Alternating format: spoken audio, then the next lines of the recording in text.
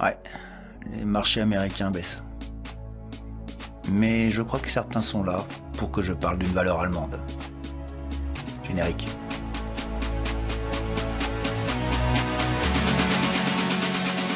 Bonjour à tous et bienvenue dans le 3e épisode de l'Expresso de Ricardo.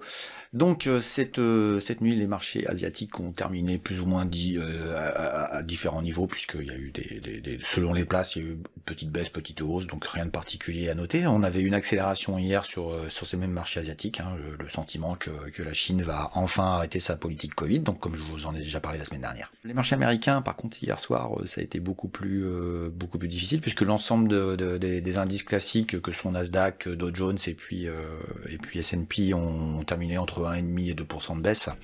Donc aujourd'hui, on peut considérer que voilà, il y a des situations graphiques qui font qu'on se positionne à un moment où une correction peut-être pas très profonde, mais que voilà, il va falloir faire une pause. Les marchés vont monter longtemps et assez en ligne droite, donc on va commencer à se calmer. C'est ce que j'ai appelé les semaines précédentes la mise en place d'un nothing market. Nothing market, en gros, c'est il n'y a pas de marché. Le marché a trouvé un niveau d'équilibre et puis voilà, on va commencer voilà, les traders vont se faire plaisir et qu'ils continuent.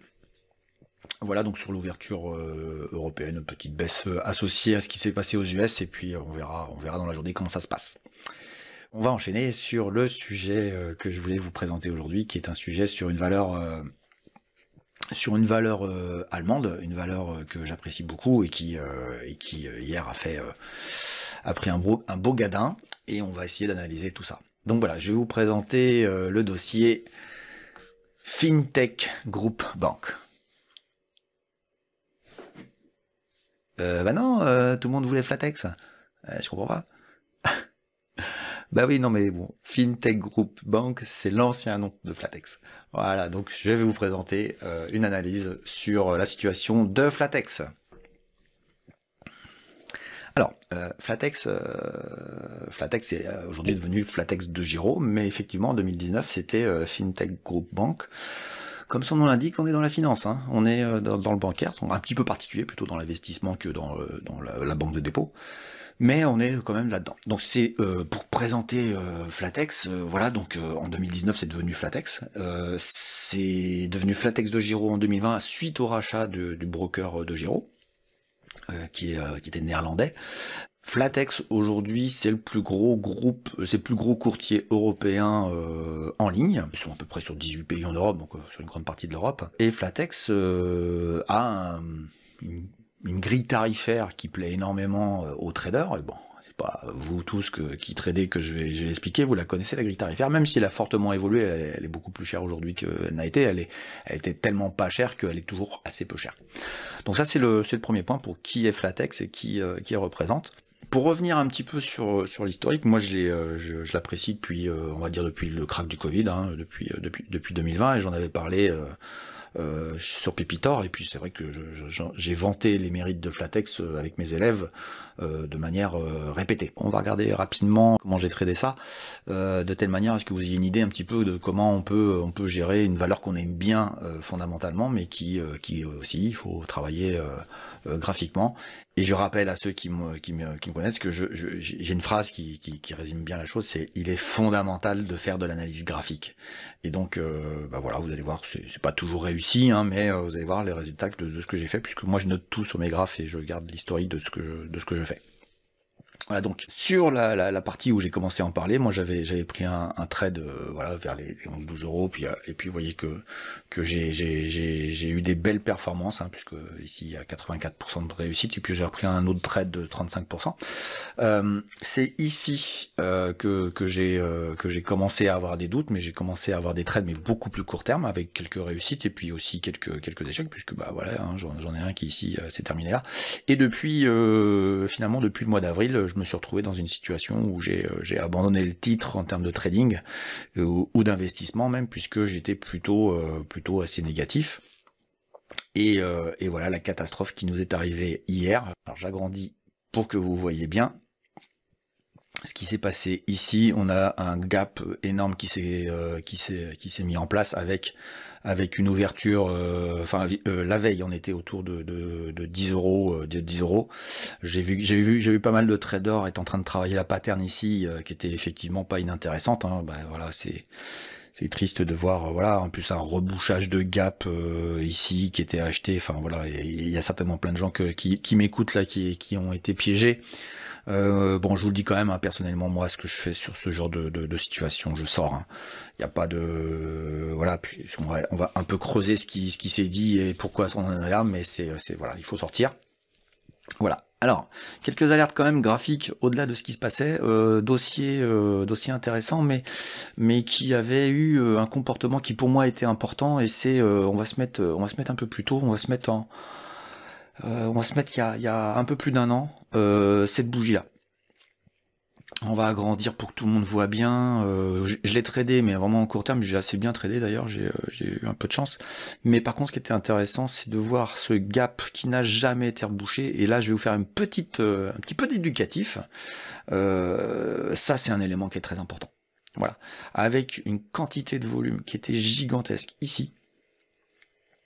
Voilà, qui était gigantesque et qui a été confirmé le lendemain par une autre bougie que j'avais achetée, mais franchement j'étais court terme, mais j'étais vraiment avec un stop très court. Et ici vous vous retrouvez dans une situation où vous avez quand même 2 jours de suite une forte accélération. Alors si on se met en hebdomadaire, on va basculer vers l'hebdomadaire. On retrouve notre bougie ici avec un volume ici accompagnateur qui était vraiment gigantesque et qui a prouver toute sa pertinence. Donc ne soyez pas étonnés du mouvement actuel, puisque vous avez vu qu'il y avait un gap en journalier, mais on pourrait parfaitement le rajouter. Hein. D'ailleurs, toc, je vais vous le mettre comme ça, vous allez vite voir. Mais le gap, il est ici. Et il a jamais été rebouché, et il est un adage un petit peu, c'est que quand vous avez un gap, surtout en hebdomadaire, mais même en journalier, fortement vendu, et qui est, et d'ailleurs ça marche aussi à l'achat, qui n'est jamais rebouché, vous pouvez vous dire que vous avez une tendance qui est rompue, la tendance là a été cassée. Donc c'était vraiment un moment important où moi j'ai commencé à trader, mais beaucoup plus court terme sur le dossier. Je l'aimais toujours bien, mais il y avait vraiment quelque chose qui s'exprimait. Et puis si on creuse un petit peu, on peut regarder un peu plus loin, et on en a un autre ici. On en a un autre ici qui n'a pas été rebouché. Il a fait obstruction 2 fois ces derniers temps. Donc voilà pour ça. La chose à retenir, et puis bah voilà, on a un nouveau gap ici qui vient d'être créé par ce qui vient de se passer hier, et voilà, donc on a un dossier qui fait gap sur gap. Donc retenez bien, sur un gap baissier de rupture qui est vraiment assez impacté par un volume accompagnateur, on est en hebdomadaire. Retenez bien ce que je dis, c'est vraiment il faut les investisseurs, faut sortir, les traders, ils font leur métier de trader, mais sinon faut vraiment s'en éloigner. Et puis vous allez avoir souvent, et très souvent, vous allez avoir une réplique. Donc quand votre gap n'est pas rebouché assez rapidement dans les semaines qui suivent, dites-vous bien que vous avez un risque, parce que personne n'achète, à vrai dire. Vous avez un risque de reprendre un à la news suivante, ou à une nouvelle aventure, une mésaventure de la valeur. Donc voilà, Flatex, clairement, celui qui est acheteur là, ouais, trader peut-être court terme, il n'y a pas de souci, mais aujourd'hui, la situation de Flatex est quand même un petit peu compliquée. Voilà, alors on va basculer sur un petit peu pourquoi on en est rendu là. Voilà. Alors hier, je découvre avec stupeur, même si j'étais pas investi sur le dossier, c'est comme une valeur que j'apprécie depuis longtemps sur la place européenne.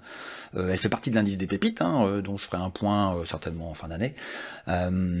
Et ça m'interpelle d'ailleurs sur l'indice des pépites où les arbitrages sont très très rares, etc. Et c'est pas en accord finalement avec ma façon de voir les choses. Donc il y aura une grosse modification sur la façon de gérer l'indice des pépites l'année prochaine. Donc je vous en donnerai plus quand ce sera prêt. Mais voilà, donc moi aujourd'hui Flatex est toujours dans l'indice, et bon, on fera une remoturage et puis on verra s'il y reste, mais pour l'instant voilà. Qu'est-ce qui fait qu'on en arrive à cette situation? Moins 36,71 hier, avec un redémarrage ce matin voilà, il y a rien, hein, il y a pas de mouvement, malgré des brokers qui continuent à maintenir leur intérêt sur le dossier. On va peut-être expliquer pourquoi ils ont un intérêt. C'est là où il faut savoir faire de l'analyse fondamentale, parce que c'est pas du tout, c'est pas raisonnable d'être aujourd'hui à l'achat sur le dossier. Voilà, donc très simplement, alors la baisse, on a vu qu'il y avait une baisse depuis longtemps. Alors, un, la valorisation était importante. Deux, on avait un sentiment, le marché avait le sentiment que les estimations futures de chiffres étaient vraiment importantes, puisque on estimait pour 2022, je crois, de l'ordre de 560 millions d'euros de chiffre d'affaires. Et puis tout le long de l'année 2021, fin 2021 et puis 2022, on a vu les estimations diminuer, et puis les alertes se mettent en place, ce qui a fait la baisse des cours, comme vous l'avez vu. Ce qu'il faut retenir de ça, c'est que quand vous avez des révisions baissières sur la potentialité du chiffre, faut regarder un petit peu les impacts, et puis vous voyez, graphiquement, il faut interpréter les choses graphiquement. Et graphiquement, vous avez compris ce que je vous disais. Voilà ce qui s'est passé, et on avait une grosse chute des estimations, plus ou moins cet été, où là vraiment sur 2022, on passait d'un 500 et des brouettes à 400. 410, 420, ce qui a provoqué encore une accélération baissière du dossier, et qui fait que voilà, on peut pas trader un dossier baissier comme ça où les estimations sont à la baisse. Les estimations pour 2023-24 étaient aussi elles baissières, et évidemment on se retrouve dans une situation où graphiquement ça exprime très bien ça. Ce qui s'est passé hier, c'est pas la même chose. Là par contre,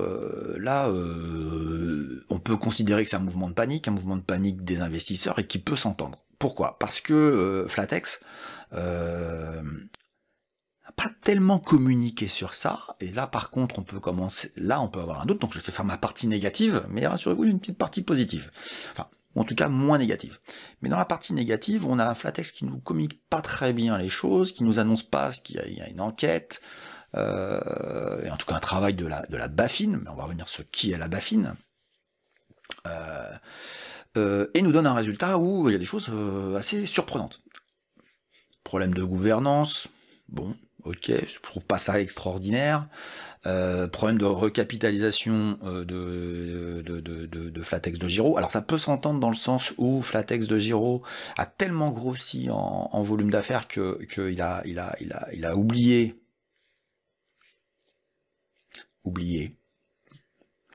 professionnalisme, oublié de recapitaliser l'entreprise, sachant que il faut savoir que depuis 2008, les banques, l'ensemble des organismes financiers européens ont des réglementations à respecter en termes de capitalisation. En gros, c'est pour éviter un FTX. Monsieur les cryptophiles, bonjour. Vous devez avoir, entre guillemets, en caisse, une certaine quantité d'argent. Et la quantité d'argent en question, elle n'est pas respectée. Donc, il va falloir que Flatex fasse les choses. S'ils ont du mal à trouver de l'argent et à réintégrer de l'argent, il va falloir faire une augmentation de capital. Donc, il y a un peu de ça qui a été pensé. Gênant dans le comportement. Voilà.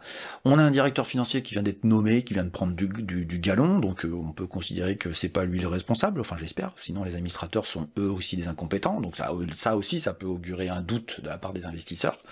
Et puis on a un responsable des risques qui a été nommé il y a peu de temps. Alors on pourra jamais savoir s'il a été nommé parce que l'autre a fait des conneries, que ça se voyait, si le nouveau est meilleur. Il était prévu qu'il s'en aille puisqu'il avait un mandat jusqu'à fin 2023. Bon, ok. On va dire que le responsable des risques, c'est quand même une personne importante dans un organisme bancaire, donc on va être quand même vigilant sur la gouvernance. Sur la recapitalisation, je trouve que c'est un peu un manque de professionnalisme, assez flagrant. Maintenant, voilà, c'est des fintech, etc. Évidemment, tant que vous n'avez pas un éclaircissement, j'allais dire un éclaircissement clair de la situation, dossier à oublier, enfin, qu'on soit très clair, le dossier peut partir vraiment très très bas. Ne jouez pas avec des situations pareilles, même si vous lisez des gens qui sont positifs, ok, ils sont positifs, mais c'est peut-être parce qu'ils ont de l'argent dessus et qu'ils veulent se refaire. Donc n'ayez pas confiance, ayez juste confiance dans ce que vous lisez, de ce que vous apprenez avec un esprit critique. Donc ça, c'est pour le côté négatif de la news. C'est justifié d'avoir un gap baissier comme ça, c'est justifié de ne pas retrouver d'acheteurs, et aujourd'hui, bah voilà, dossier vraiment à oublier, à passer, il faut passer à autre chose. On va mettre quand même des bémols à tout ça. Je dis des bémols, je vais pas dire que je vais être positif, mais je vais quand même refaire un petit tableau de certaines choses. La première chose, c'est qui est la BaFin? La BaFin, c'est pas vraiment la l'AMF, hein, c'est pas l'autorisation, c'est pas l'autorité des marchés financiers, c'est plutôt l'autorité bancaire, du système bancaire. Donc c'est l'équivalent chez nous de l'ACPR. Voilà. La BaFin, je vais quand même être un petit peu virulent, mais en même temps c'est la vérité. La BaFin, c'est un procès pour délit d'initié, actuellement, des employés de la BaFin, concernant le dossier Wirecard. Alors, vous allez me dire, le dossier Wirecard, qu'est-ce que c'est? Le dossier Wirecard, c'est une fintech géniale, formidable, je dirais des fins des années 2010, hein, voilà, qui rentre à la bourse de Francfort et qui intègre le DAX. Donc, une des 30 plus grandes valeurs capitalistiques allemandes. Autour de 200 €. Aujourd'hui, elle est à 0,01 ou 2. Qu'est-ce qui s'est passé chez Wirecard? Un PDG, enfin un staff, mais un PDG qui est aujourd'hui en prison, qui a fait croire qu'il avait de l'argent positionné sur les Philippines, et puis une enquête a été menée, l'enquête a fait commencer à baisser le graphe, le dossier a baissé, l'enquête avançait, il y avait pas trop d'informations, puis à un moment donné, les informations sont tombées. L'argent, je crois qu'il y avait 1 ou 2 milliards d'euros, soi-disant, sur des comptes philippins, ils n'existaient pas. Donc tout était faux, le bilan était faux, enfin tout était faux. Donc voilà, le mec est en prison, je crois qu'il doit risquer 10 ans de prison. Et si vous creusez, vous tapez vite fait BaFin Wirecard, vous allez vite voir sur Google qu'il y avait, je savais qu'il y avait eu quelque chose, j'ai revérifié pour cette émission et j'ai confirmation. BaFin est accusé quand même de laxisme énorme puisqu'ils n'ont rien vu. Ils n'ont rien foutu, quoi. Les Allemands, au niveau bancaire, hein, c'est pas formidable. Hein. On va pas faire les historiques de Commerzbank et Deutsche Bank, mais c'est pas mal aussi. Et la BaFin, si vous voulez, a au sein de ses employés des gens qui sont pour l'instant en procès pour délit d'initié, c'est-à-dire qu'ils savaient ce qui se passait et ils ont dû trader, ils ont dû faire des choses dessus en conséquence. Donc voilà. Qu'est-ce que je veux dire à travers ça? Bah, très simplement, besoin de se racheter une image, donc on fait du zèle. Donc pour moi, il faut lire avec un esprit critique ce qui est dit. Oui, il y a des soucis, ils sont évidents, puisque la BaFin sort les trucs, elle fait son travail. Waouh, quelle grande nouvelle, c'est peut-être la plus grande nouvelle qui soit dans le système bancaire allemand. Mais il y a un excès de zèle. Parce que il faut que je me rachète une image. Donc voilà, retenez ça comme ça, c'est juste un bémol à tout ça, méfiez-vous. Le scandale Wirecard, c'est un des plus grands scandales financiers qui soit de ces dernières années. Ça vaut FTX, hein, peut-être un peu moins en quantité d'argent, un peu moins exposé effectivement, un peu moins connu, mais voilà, ça vaut FTX. Et franchement, sur l'Europe, c'est un des plus grands scandales. Ce qu'il faut retenir de ça, c'est que graphiquement, en termes d'investisseurs, en termes de traders, voilà, il n'y a rien à faire. Il n'y a pas grand-chose à tirer. Je voudrais juste vous alerter sur le fait que même si vous êtes investisseur, même si vous avez une position longue sur un dossier, il faut faire du graphique. Voilà, tout simplement. Par rapport à ça. Si vous voulez bien, et on va revenir sur le graphe, je vais vous donner juste des niveaux sur lesquels on peut peut-être regarder un petit peu les choses, et on va essayer de faire une analyse sur le futur par rapport à ça. J'ai préféré, dans l'idée de vous présenter le graphique de qu'est-ce qu'on peut faire sur un dossier, c'est comme ça, j'ai préféré vous présenter le dossier en mensuel, pas pour des raisons très simples, c'est qu'il y a des niveaux intéressants, il y a un niveau autour de 4, un autre niveau autour de 3, mais on est à 6, donc vous avez un graphe qui exprime très clairement les choses ici, donc voilà, ça peut être tradé, enfin investir sur un dossier ultra baissier qui a des mauvaises nouvelles structurelles, il faut faire vraiment très attention. Pour moi, et je vous le dis, c'est pas un dossier que je vais abandonner totalement. Je vais surveiller ce qu'il fait. Alors il sera plus du tout dans mes priorités, mais je vais regarder ce qu'il fait. C'est possible qu'un jour vous me voyez revenir à l'assaut sur celui-ci, mais peut-être dans 2 ans, hein, peut-être dans 3 ans, peut-être jamais. On verra bien, mais ou peut-être dans 6 mois, ça m'étonnerait. Mais en tout cas, ce qui est sûr, c'est que voilà, il y a un niveau intéressant ici. Pour moi, tant que vous êtes en mouvement baissier, vous avez rien à obtenir. Alors, évidemment, si vous achetez là puis que ça rebondit ici, vous allez faire x2, mais x2, ça reste un dossier bas et qui va être à la cave pendant un bon bout de temps. Alors pourquoi et je reviens et je vais quand même vous faire une analyse un peu plus positive. Je vais vous donner des chiffres que, malgré tout, qui expriment quand même des choses intéressantes. Ok, nous avons une baisse du dossier depuis longtemps, parce que les révisions de chiffres sont baissières. Ok. Mais je vais vous remettre très rapidement d'où on vient. L'année dernière, on faisait 260 millions d'euros de chiffre d'affaires. Cette année, on fait 380, avec une hausse de marge prévue, et qui n'est pas reniée. Donc nous sommes sur un dossier qui gagne plus d'argent. Fondamentalement, sur les chiffres, je dis bien sur les chiffres, sur l'exploitation d'entreprise, c'est très bon. On a un problème de gouvernance, un problème de respect de ce que l'autorité demande. Ok, très bien. Ne lâchez pas le dossier de vos 2 yeux, laissez un œil dessus. Laissez un œil dessus. Ce dossier reviendra un jour, une fois qu'il aura nettoyé les problèmes qu'il a aujourd'hui, il redeviendra intéressant. Nous sommes peut-être sur un dossier qui aura une recovery un jour. Extraordinaire. Voilà, c'était l'Expresso de Ricardo, le 3e du nom, et j'essaye de modifier 2-3 petites choses, et puis je vous dis à la prochaine pour un nouvel Expresso de Ricardo.